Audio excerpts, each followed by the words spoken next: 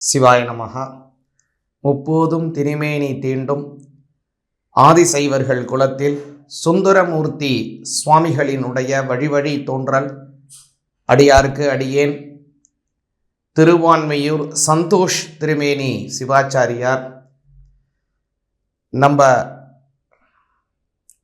2025 வருடம் ஏப்ரல் மாதம் 26 ராகு கேதுவினுடைய பெயர்ச்சி நடைபெறுகிறது. பொதுவாகவே ராகு கேதுவை பார்த்தீங்க அப்படின்னாங்க 18 வருடங்கள் பொதுவாகவே ராகு கேதுவை பார்த்தீங்க அப்படின்னாங்க 18 மாதங்களுக்கு ஒரு முறை இந்த ராகு கேதுவினுடைய பெயர்ச்சியானது நடைபெறும். இந்த ராகுவும் கேதுவும் யார் அப்படிங்கிறத நம்ம நல்லா தெரிஞ்சுக்கணும். ராகு கேது அப்படிங்கிறவர் சிம்ஹிகா அப்படிங்கிற ஒரு அரக்கிக்கு பிறந்த இரட்டை குழந்தைகள். அந்த இரட்டை குழந்தையாக இருக்கக்கூடிய அந்த 2 பேரும் மகாவிஷ்ணுவானவர் மோகினி அவதாரம் எடுத்து அமிர்தத்தையும் அதே போல தேவர்களுக்கும் அசுரர்களுக்கும் பிரித்து கொடுக்கும்படியாக செய்து கொண்டிருக்கும்படியில் அந்த ராகுவும் கேதுவும் என்ன செய்கிறாங்க அப்படின்னா, மகாவிஷ்ணு மோகினி அவதாரம் எடுத்து நமக்கு வழங்கக்கூடிய இந்த அமிர்தமானது அமிர்தம் அல்ல, அதனால் நாமளும் தேவர்களினுடைய வரிசையில் போய் உட்கார்ந்தா தான் நம்மளுக்கு அமிர்தம் கிடைக்கும் அப்படிங்கிற எண்ணத்தில் தேவர்களுடன் போய் அவர்கள் உட்காருகிறார்கள். இருவரும் அந்த அமிர்தத்தை மோகினியிடம் வாங்கி பருகிறார்கள். பருகின உடனே தான் சூரியன் என்ன சொல்லுகிறார் அப்படின்னா, இவர்கள் ராகு கேது, இவர்கள் அசுரர்கள் அப்படின்னு சொல்றார். அது சொன்ன உடனே மகாவிஷ்ணு என்ன செய்கிறார், தன்னிடம் இருக்கக்கூடிய சக்கராயுதத்தால 2 பேரையும் சம்ஹாரம் செய்கிறார். 2 பேரையும் சம்ஹாரம் செய்தாலும் கூட அவங்க கிட்ட அவங்க குடிச்ச அந்த அமிர்தமானது உடல்ல இருக்கிறதுனால அவங்க சாகலை. அப்போ இருவர்களினுடைய தலையும் அப்படியே துடித்து கொண்டிருக்கும் போது என்ன ஆகுதுன்னா, பாம்பு ஒரு நபர் பாம்பின் சொரூபம், இன்னொரு சொரூபர் மனித உடலின் சொரூபம். அப்போ அந்த பாம்பு தலையானது மனித உடலில் ஒட்டுகிறது, மனித தலையானது பாம்பு உடலில் ஒட்டுகிறது. அப்படி துடிச்சுக்கிட்டு இருக்கும்போது மாறி ஒட்டிடுது, தலை மாறிடுது.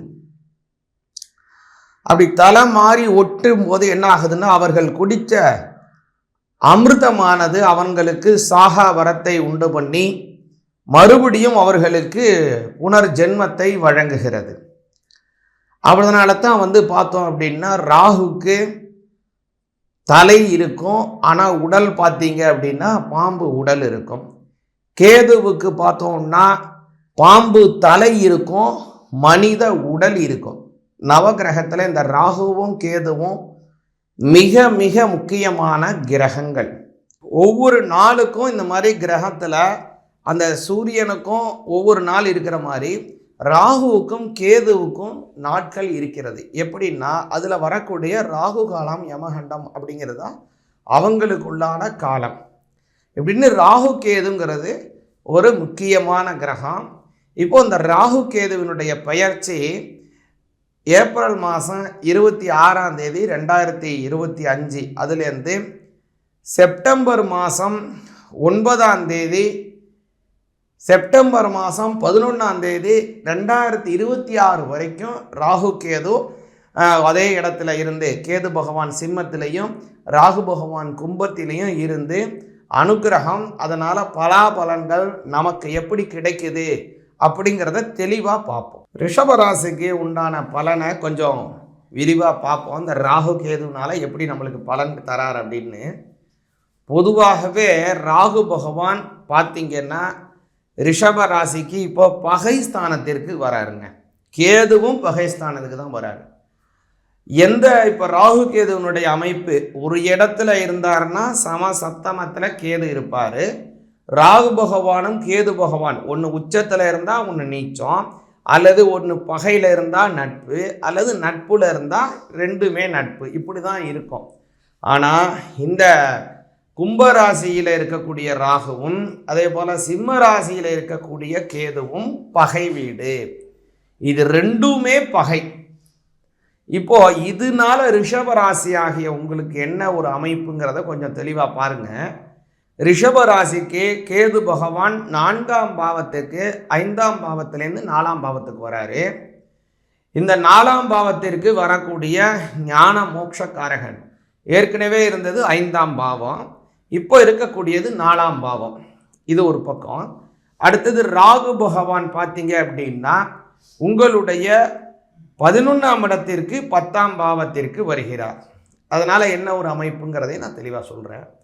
முதல்ல 3ஆம் பாவத்திற்கு வரக்கூடிய கேது பகவான் அப்படிங்கிறதுனால சகோதர சகோதரிகளிடம் கொஞ்சம் கருத்து வேறுபாடு ஏற்படுறதுக்கு வாய்ப்பு இருக்குங்க. அதனால் கொஞ்சம் சகோதர சகோதரிலாம் கொஞ்சம் பேசும்போது கொஞ்சம் கவனமாக இருங்க. அண்ணன் தம்பி அக்கா தங்கச்சிக்கிட்ட கொஞ்சம் கவனமான முறையில் பேச்சுவார்த்தையை வச்சுக்கணும். அவங்களுக்கு சேர வேண்டிய உரிய விஷயங்களை, அதே மாதிரி அவங்களுக்கு கொடுக்க வேண்டிய உரிய மரியாதையை அவங்களுக்கு வழங்கி அதை நீங்கள் வழி நடத்தி வந்தீங்கன்னா ரொம்ப நல்லது. அது இல்லாமல் இவங்க என்ன சொல்கிறது நாம் என்ன கேட்குறதுன்னு அப்படிலாம் இல்லாமல் இவங்க என்ன சொல்கிறது நம்ம என்ன கேட்குறது நீங்கள் கொஞ்சம் இருந்தீங்க அப்படின்னா பெரிய பிரச்சனைகள் வருவதற்கு வாய்ப்பு இருக்குது. ஏன்னா கேது பகவான் 3ஆம் பாவத்தில் போகிறதுனால. அதே போல் ராகு பகவான் அவர் ஒரு நல்ல இடம் 10ஆம் இடத்துல இருக்காது. இது உங்களுக்கு ஒரு நல்ல ப்ளஸ் அப்படின்னு சொல்லலாம். ரொம்ப நாளாக ஒரே இடத்துல இருக்கீங்க, அல்லது ஒரு ப்ரமோஷன் கிடைக்காம அப்படியே தடங்கி நிற்கிறீங்க. டெய்லி போகிறோம், இதே சீட்டில் உட்காடுறோம், இதே வேலையை பார்க்குறோம், இதே மாதிரி செய்கிறோம். ஆனால் நம்மளுக்கு ஒரு முன்னேற்றங்கிறதே இல்லை. 1 வருஷம் ஆச்சு, 2 வருஷம் ஆச்சு, 5 வருஷம் ஆச்சு, அல்லது 10 வருஷம் ஆச்சு, 15 வருஷம் ஆச்சு, இதே தான் பண்ணிகிட்டு இருக்கோம். ஆனால் நாம் இருக்கக்கூடிய அந்த நிறுவனத்துக்கு நாம் இன்னும் எவ்வளவோ உழைக்கிறோம், நம்மளால் அந்த நிறுவனத்துக்கு நல்ல லாபங்கள் வருது, நம்ம எவ்வளவோ விஷயங்கள் பண்ணித்தரோம். ஆனால் அந்த நிறுவனம், அந்த ஸ்தாபனம், அந்த விஷயம், அதனால் நம்ம செய்யக்கூடிய அந்த வேலை, நம்ம செய்யக்கூடிய வியாபாரத்தினால நமக்கு என்ன ஒரு விதமான பிரத்யுபகாரத்திலே ஒரு முன்னேற்றமே இல்லை.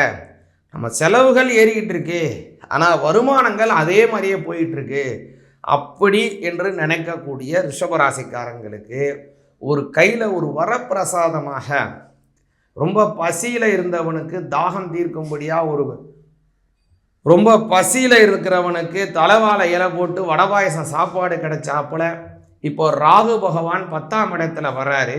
அதனுடைய அமைப்பு என்ன அப்படின்னு பார்த்தீங்க அப்படின்னா நல்ல முன்னேற்றம் ஏற்படும்.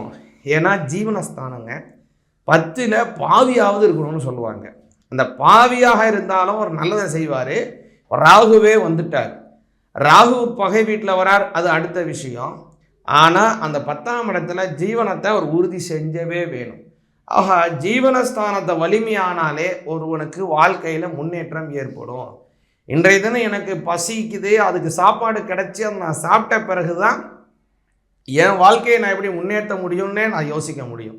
எனக்கு சாப்பாடே கிடைக்கலன்னா என்னால் சிந்தனையே பண்ண முடியாது. அதனால் ஜீவனம் ரொம்ப முக்கியம். ஜீவிதம் மனோகரமாக இருந்தால் ரொம்ப ரொம்ப சந்தோஷம். அப்போது உங்களுடைய ஜீவிதத்தை மனோகரமாக்கும்படியான விஷயத்தை ஜீவனஸ்தானத்தில் வரக்கூடிய ராகு பகவான் அதை செய்கிறார் உங்களுக்கு. அதனால் ஒரு பெரிய ப்ளஸ் இருக்குது.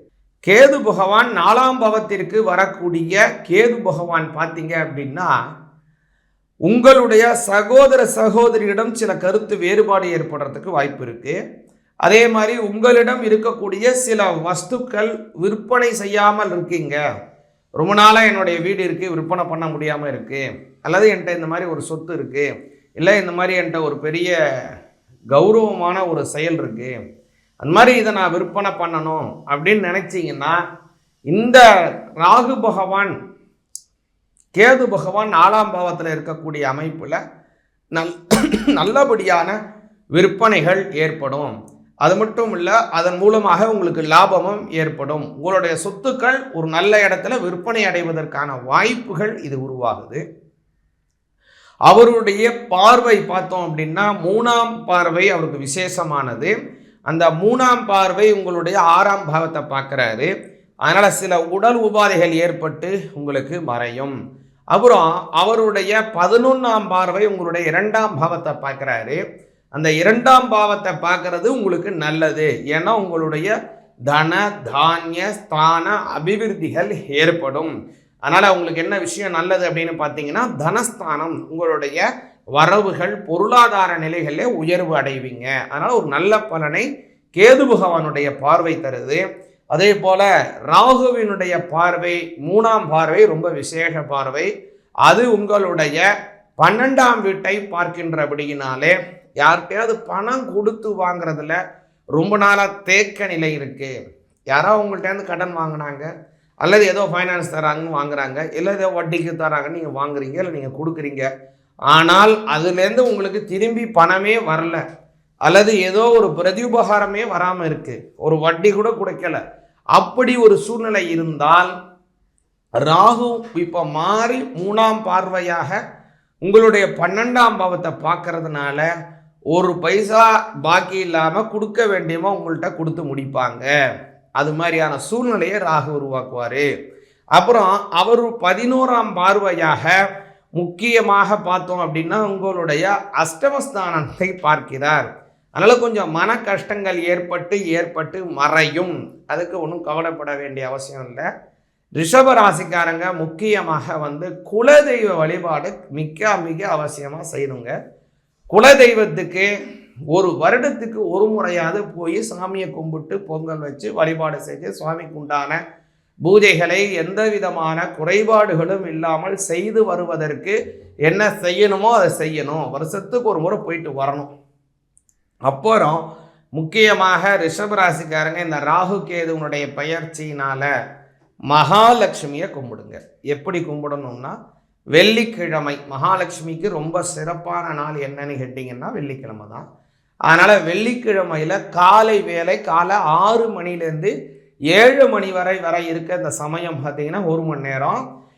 ராகு சுக்கிர பகவானுக்கு உகந்த சுக்கிர ஹோரை. அது இந்த சுக்கிர ஹோரையில் மகாலட்சுமிக்கு மகாலட்சுமி அஷ்டகம், அபிராமி அந்தாதி, அதே போல் இருக்கக்கூடிய மகாலட்சுமிக்கு உண்டான சிறப்பு ஸ்தோத்திரங்களை பாராயணம் செய்து வந்தீங்க அப்படின்னா மகாலட்சுமியுடைய அனுகிரகத்தில் இந்த ராகு கேதுனுடைய ஆசீர்வாதம் நல்லபடியாக கிடைக்கும். சிவாய நமஹ.